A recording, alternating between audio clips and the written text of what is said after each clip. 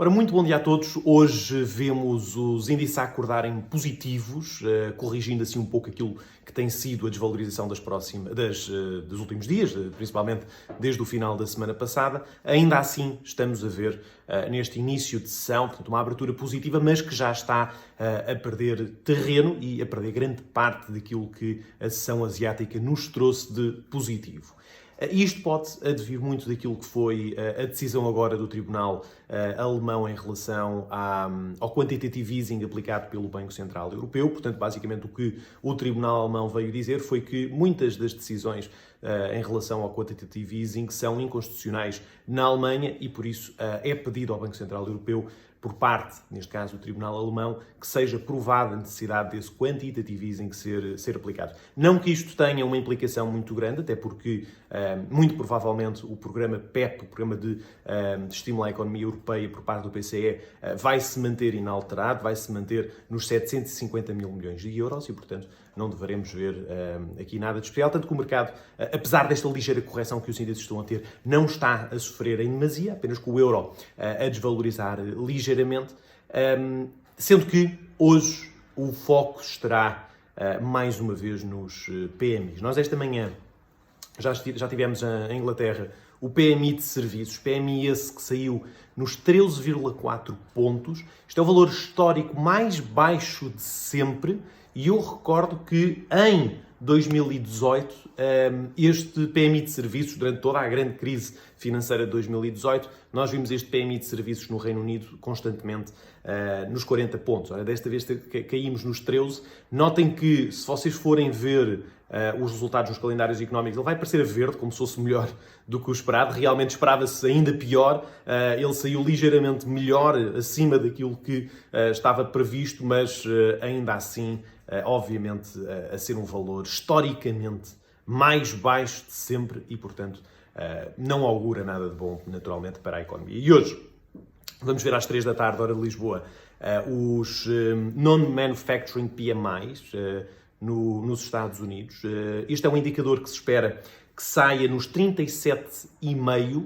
Ora, nós, pela primeira vez, estamos a chegar a maio e, portanto, agora sim vamos ter dados referentes àquilo que aconteceu no mês passado, em abril. Algumas agências publicam dados com 2 meses de atraso. Neste caso, os PMIs têm 1 mês de atraso. Portanto, agora vamos ver o que aconteceu em abril. Abril, mês esse em que tivemos, então, um mês inteiro de quarentena na maior parte das economias mundiais, nomeadamente nos Estados Unidos, onde vamos realmente ter uma noção clara daquilo que são os impactos na economia, neste caso norte-americana. Portanto, estamos a falar de um PMI que se prevê que saia nos 37,5. Para vocês terem uma noção, no mês passado o PMI esteve acima dos 50, ou seja, ainda não mostrou claramente aquilo que tinha sido o impacto da quarentena, porque também estávamos a falar de valores relativos a março e muito do mês de março ainda não tinha tido uma implicação muito grande na economia norte-americana, pelo menos apenas as últimas semanas. E aqui prevê-se então que caia dos valores de expansão, que são acima dos 50 pontos, para os 37,5. 37,5 que é precisamente o valor mínimo que este PMI atingiu durante o período também da grande crise financeira de 2008. Portanto, estamos a ver os PMIs, todos eles muito rapidamente a desacelerarem e a caírem para mínimos até feitos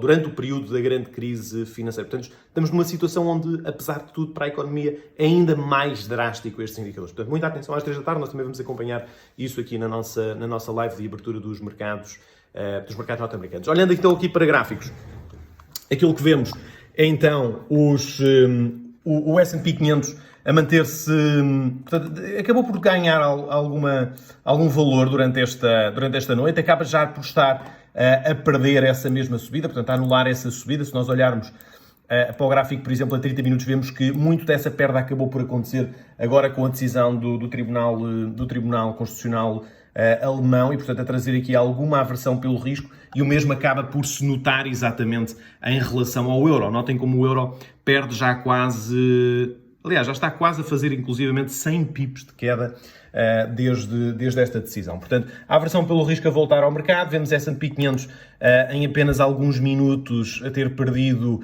já 23 pontos, o que é bastante. Se olharmos para o DAX, vemos a mesma situação. Portanto, o DAX Se olharmos a 15 minutos, vemos precisamente isso, portanto, precisamente aqui uma queda já de 140 pontos e, portanto, notoriamente agora numa situação de aversão pelo risco, com também o VIX a subir ligeiramente. Portanto, muito provavelmente aquilo que nós vamos acontecer é ver o dólar a valorizar, os índices a caírem e, portanto, por consequência, o euro-dólar também ele a cair, libra-dólar também ele a cair. Ouro, para já, mantém-se ainda dentro deste seu triângulo consolidativo e petróleo a manter a sua estabilização do preço e a continuar a sua subida ligeira, neste momento a cotar nos $18,30 no preço spot. Eu volto então às 2h15 para a abertura dos mercados americanos. Um abraço e até já.